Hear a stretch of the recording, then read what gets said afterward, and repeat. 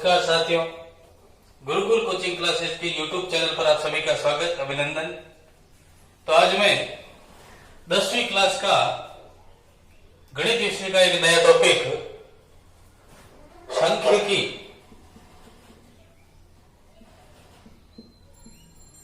लेकर हाजिर हुआ हूं। स्टैटिक्स इसमें से 10वीं क्लास के बोर्ड परीक्षा में 6 नंबर का एक सवाल आता है और बड़ा ही सरल है और सभी बच्चे वो इन वीडियो को देखने के बाद बड़े ही आसानी से इन प्रश्नों को हल कर पाएंगे। तो सांख्यिकी में अपने एक विशेष भाग केंद्रीय प्रवृत्ति की माप, केंद्रीय प्रवृत्ति की माप जो 10वीं के सिलेबस में है उसका है वो अपन अध्ययन करेंगे। केंद्रीय प्रवृत्ति की माप है वो 3 प्रकार की है। एक होता है माध्य, समांतर माध्य, एक होता है माध्यक जिसको माध्यिका भी कहते हैं, और एक होता है बहुलक। तो 10वीं के सिलेबस में ये 3 केंद्रीय प्रवृत्ति की माप शामिल है और इन तीनों में से ही कोई न कोई एक सवाल है वो निश्चित रूप से बनता है। तो आज अपन है वो इसका ये तीसरा भाग बहुलक, जिसकी अपन कुछ महत्वपूर्ण सवालों का हल करेंगे।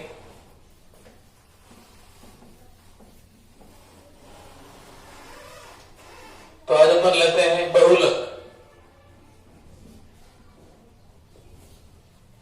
देखिए बहुलक है क्या। तो सबसे पहले अपन देखते हैं बहुलक क्या है। बहुलक जो आपको आंकड़े दिए गए हैं, दिए गए आंकड़ों में जिन आंकड़ों की आवर्ती सर्वाधिक हो, जो आंकड़ा है वो सर्वाधिक बार आया हो, जिसकी पुनरावृत्ति सबसे अधिक हुई हो, वो आपका बहुलक है। दिए गए आंकड़ों में से वह विशिष्ट आंकड़ा जिसकी पुनरावृत्ति सर्वाधिक हुई हो, जो सबसे अधिक बार आया हो, वो आपका बहुलक है।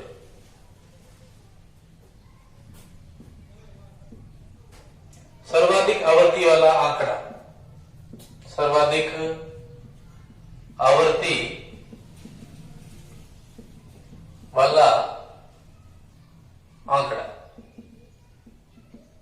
जिसकी सर्वाधिक आवर्ती हो।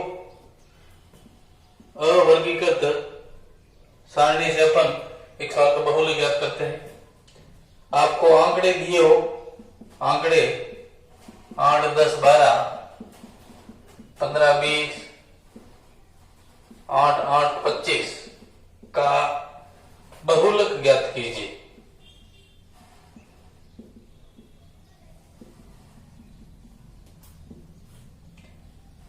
तो आपको जो आंकड़े दिए हैं उनका बहुलक ज्ञात करना हो तो सबसे पहले आंकड़ों को ध्यान से देखना है। इन आंकड़ों को ध्यान से देखा तो आपको लगा कि 8 है वो 3 बार आया है, 10 एक बार आया हुआ है, 12 एक बार है, बाकी सब एक एक बार है। तो सबसे अधिक बार कौन आया है? तो आपने देखा सबसे अधिक बार है वो 8 आया है। तो जो सबसे अधिक बार आया है वो आपका बहुलक है। 8 की आवर्ती सर्वाधिक है, 8 की आवर्ती सर्वाधिक है, इसलिए जो आपका बहुलक होगा वो 8 होगा। बहुलक है वो 8 होगा। और देखिए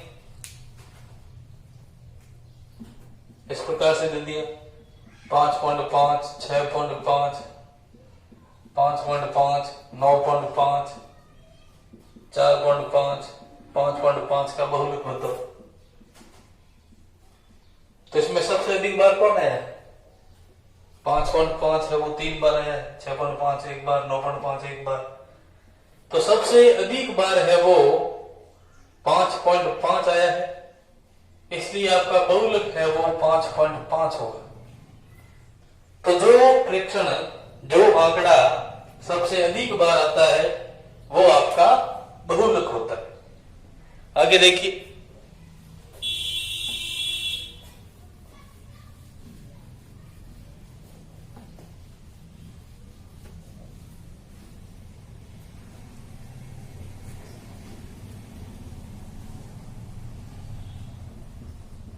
इस प्रकार से आपको वर्गीकृत आंकड़े दिए हुए हो, बारंबारता बंटन सारणी के साथ आंकड़े दिए हो और आपको बहुलक ज्ञात करना है।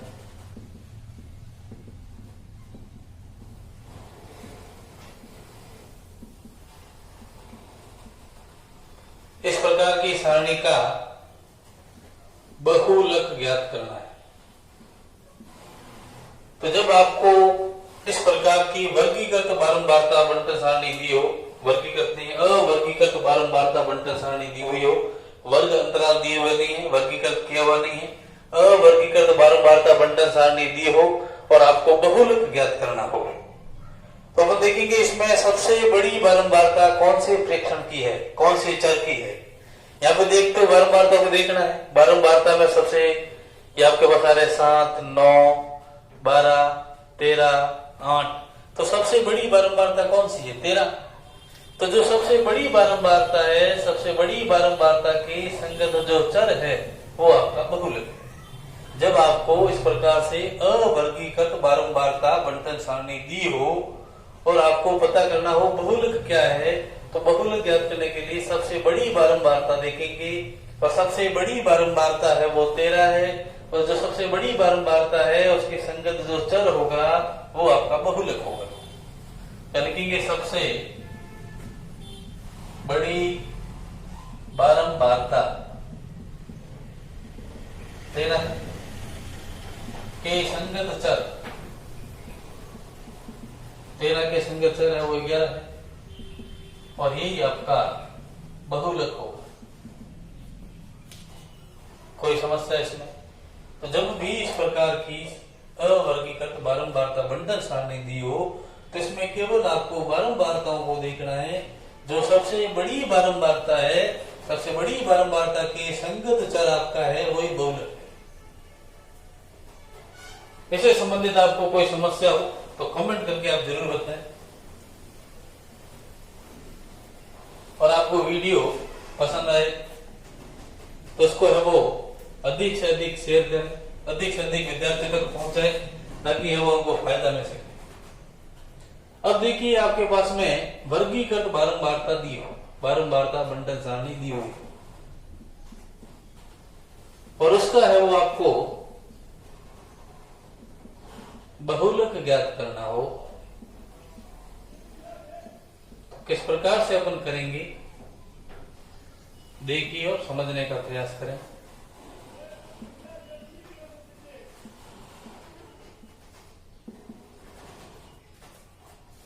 बहुलक ज्ञात करना है।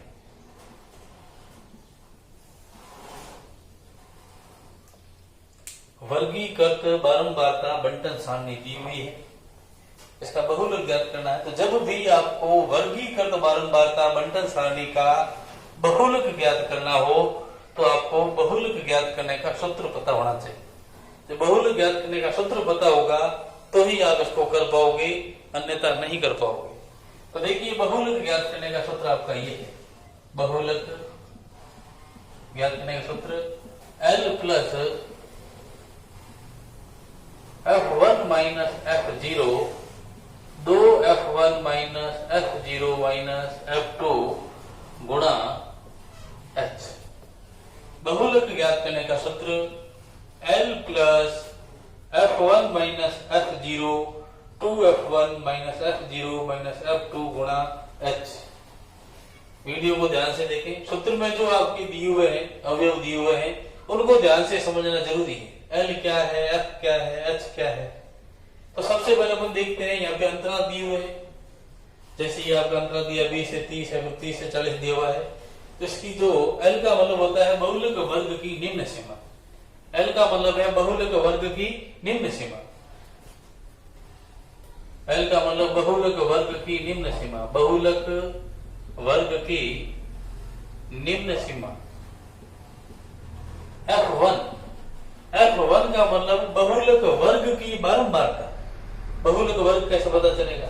तो जो सबसे बड़ी बारंबारता है वो आपकी F1 है।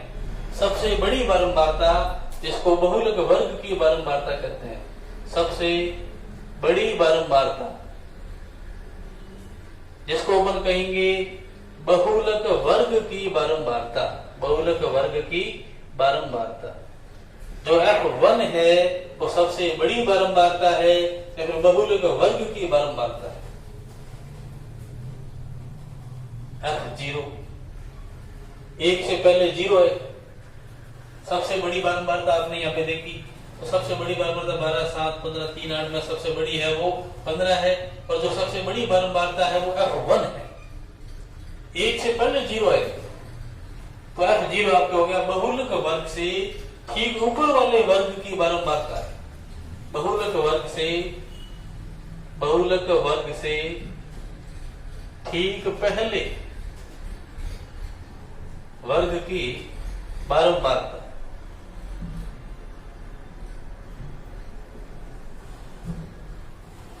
इसके बाद F2, एक से पहले 0, एक के बाद में 2 आएगी, तो F2 क्या है? बहुलक वर्ग से ठीक बाद वाले वर्ग की बारंबारता। बहुलक वर्ग से ठीक पहले वर्ग की बारंबारता। और H का मतलब है जो बहुलक वर्ग आपका आया है, बहुलक वर्ग में दोनों ऊपरी सीमा और निम्न सीमा में कितना अंतर है? ये निम्न सीमा, इधर वाली उच्च सीमा, इनमें अंतर कितना है? H को कहते हैं वर्ग माप। वर्ग माप या अंतराल, दोनों सीमाओं में कितना अंतराल है। तो बहुलक ज्ञात करने का सूत्र आपके पास में आया L plus कोष्टक F1 minus F0 बटा 2F1 गुणा ये 2F1 minus F0 minus F2 गुणा H। L का मतलब बहुलक वर्ग की निम्न सीमा, और बहुलक वर्ग लाने के लिए अपन को क्या करना पड़ेगा? सबसे बड़ी बारंबारता देखनी पड़ेगी। सबसे बड़ी बारंबारता, सबसे बड़ी बारंबारता यहाँ पर आपने देखी, तो सबसे बड़ी बारंबारता आ रही है 15। सबसे बड़ी बारंबारता जिसको F1 कहते हैं, सबसे बड़ी बारंबारता को F1 कहते हैं, और ये F1 है वो 15 है। सबसे बड़ी बारंबारता 15 के संगत वर्ग, 15 के संगत वर्ग है वो आपका ये 15 के संगत वर्ग 20 से 30, यही आपका बहुलक वर्ग है। क्या है ये आपका बहुलक वर्ग? सबसे बड़ी बारंबारता आपको देखनी, जो सबसे बड़ी बारंबारता है उसके संगत है वो आपने वर्ग लिया। सबसे बड़ी बारंबारता 15, इसके संगत वर्ग 20 से 30, और यही आपका बहुलक वर्ग है। बहुलक वर्ग ज्ञात करने के बाद ये आपको सूत्र लिखा हुआ है, सूत्र के सब अवयव है वो एक बार लिख देते हैं। L का मतलब बहुलक वर्ग की निम्न सीमा। बहुलक वर्ग आपके पास में 20 से 30, इसकी इधर वाली निम्न सीमा, तो L का मान आपके हो जाएगा 20। ये निम्न सीमा है और ये उच्च सीमा है, तो निम्न सीमा आपको लेनी है 20। F1 का मतलब सबसे बड़ी बारंबारता, सबसे बड़ी बारंबारता आपके आगे 15। F2 का मतलब सबसे बड़ी बारंबारता के ठीक बाद वाले वर्ग की बारंबारता। सबसे बड़ी ये, ठीक बाद वाला वर्ग ये, और उसकी बारंबारता आ रही है 3। F0 जो सबसे बड़ी बारंबारता है उसे ठीक पहले वर्ग की, सबसे बड़ी ये, इसे ठीक पहला वर्ग ये, और इसकी है वो 7, ये आपका F1। H का मतलब अंतराल, दोनों सीमाओं में कितना अंतराल है? 30 और 20 के बीच में, 30 में से 20 के कितने रह गए? 10। सूत्र में मान रखी, उत्तर है वो बड़े आराम से आ जाएगा। बहुलक बराबर L की जगह पर L का मान 20 प्लस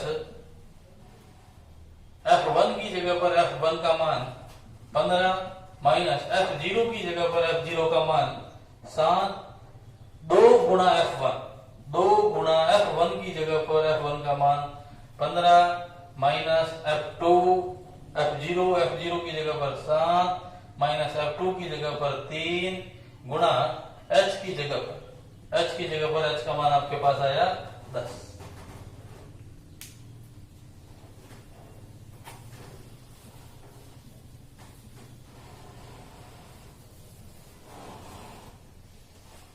अब इसको अपन थोड़ा सॉल्व कर लेते हैं। Z बराबर 20 ये बार पड़े हैं। 15 में से 7 गए, बाकी रह गए 8। 15 माइनस 7 8 रह गए। इधर 15 का 2 से गुणा करना है पहले। 15 2 गुणा 15 बोर्ड मास करा, पहले गुणा कीजिए। 2 और 15 हो जाएगी। 2 का गुणा 15 से करेंगे तो 23।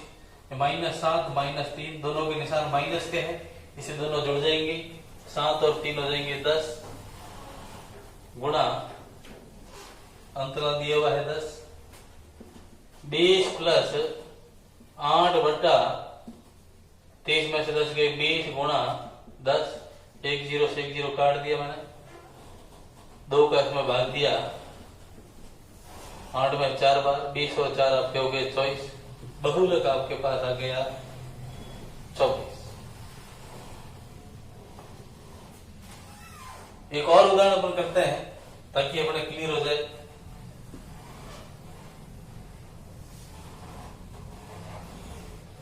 वीडियो को अधिक से अधिक शेयर करें, अधिक से अधिक बच्चों तक पहुंचाएं, जिसका लाभ है वो सभी को मिल सके।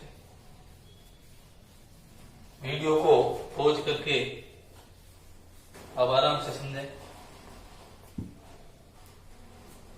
और देखिए एक उदाहरण लेते हैं।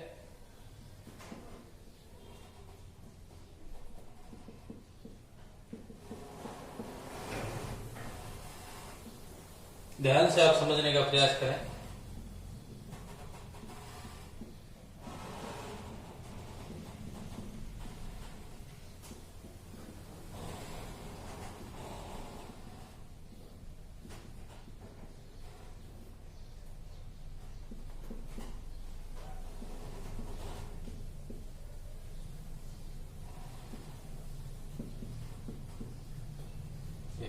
बहुलक ज्ञात करना है। एक वर्गीकृत बारंबारता बंटन सारणी दी है, पर इसका बहुलक ज्ञात करना। एक बार और ध्यान से देखिए और बड़ी सरल तरीके से समझने का प्रयास करें। जब भी आपको बहुलक ज्ञात करना है तो सबसे पहले सबसे बड़ी बारंबारता देखनी है। ये जो बारंबारता है, बारंबारताओं में से जो सबसे बड़ी बारंबारता है उसको आपको देखना है। तो आपने देखा बारंबारताओं में सबसे बड़ी बारंबारता आ रही है 45। जो सबसे बड़ी बारंबारता है उसके ऊपर ऐसे गोला कर दो भले, आपके ध्यान में रखने के लिए, और लिख भी दीजिए सबसे बड़ी बारंबारता 45 के संगत वर्ग। 45 के संगत वर्ग है वो 60 से 80। 60 से 80 यही आपका बहुलक वर्ग है। बहुलक वर्ग आपके पास में आ गया है 60 से 80। जब भी आपको इस प्रकार की सारणी दी हो तो सबसे पहले सबसे बड़ी बारंबारता लेनी है। सबसे बड़ी बारंबारता लेने के बाद सबसे बड़ी बारंबारता के संगत जो वर्ग है वो आपका बहुलक वर्ग होगा। इसके बाद बहुलक का एक बार सूत्र और लिख दीजिए। बहुलक ज्ञात करने का सूत्र वैसे आपको भी बताया था, L प्लस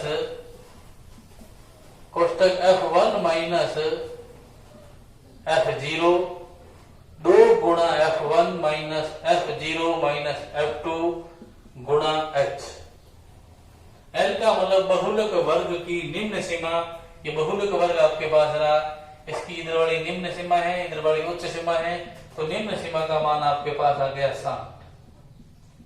F1 का मतलब सबसे बड़ी बारंबारता जो आपने सबसे पहले देखी है, सबसे बड़ी बारंबारता ये आपका F1 है, और F1 का मान आपके पास आ गया 45। F0 1 से पहले 0 आएगा, 1 से पहले 0। बहुलक वर्ग से ठीक पहले वर्ग की बारंबारता F0 है, सबसे बड़ी से ठीक पहले। F0 का मान 20। F2 1 के बाद में 2 आएगा, F2 बहुलक वर्ग से ठीक बाद वाले वर्ग की बारंबारता, इसका मान आपके पास आ गया 30। H अंतराल, इनमें कितना अंतराल है? 80 में से 60 गए, कितने रह गए? 20। रखिए अभी यहां पर बहुलक बराबर L। L की जगह पर L का मान आ रहा है 60 प्लस F1। F1 की जगह पर 45 माइनस F0। F0 की जगह पर 20, 2 गुणा F1, 2 गुणा F1 की जगह पर 45 माइनस F0 की जगह पर 20 माइनस F2 की जगह पर 30 गुणा H की जगह पर अंतराल 20। 60 प्लस 45 में से 20 गए, बाकी रह गए आपके 25। 45 का 2 से गुणा किया, 45 गुणा 90 माइनस 20 हो गए माइनस 50 गुणा 20। 60 प्लस 25 बटा 90 में से 50 गए, बाकी रह गए 40 20। दोनों में 20 का भाग दे रहा, 20 एकम 20, 20 गुणा 40, 2 का इसमें भाग दिया, 2 एकम 2, 2 गुणा 4, बाकी रह गया 1, 2 पंजा 10। इनको जोड़ दीजिए। 60 को लिख के पॉइंट लिख दिया, पॉइंट के नीचे पॉइंट, इधर वाला को इधर 5.27। तो इनको आपने जोड़ा तो आपके पास बहुलक आ गया 72.5। आपको बहुलक है वो अच्छे तरीके से समझ में आ गया होगा। कमेंट करके आप जरूर बताएं आपको समझ में आया कि नहीं आया। समझ में नहीं आता है तो आप कमेंट में बताना, ताकि आपको और है वो इससे संबंधित कुछ प्रश्न उत्तर है वो करवा पाऊं। तो आज के इस बहुलक के लिए आप सभी का बहुत बहुत धन्यवाद। कल है वो आपके नया वीडियो लेकर फिर हाजिर होऊंगा। धन्यवाद।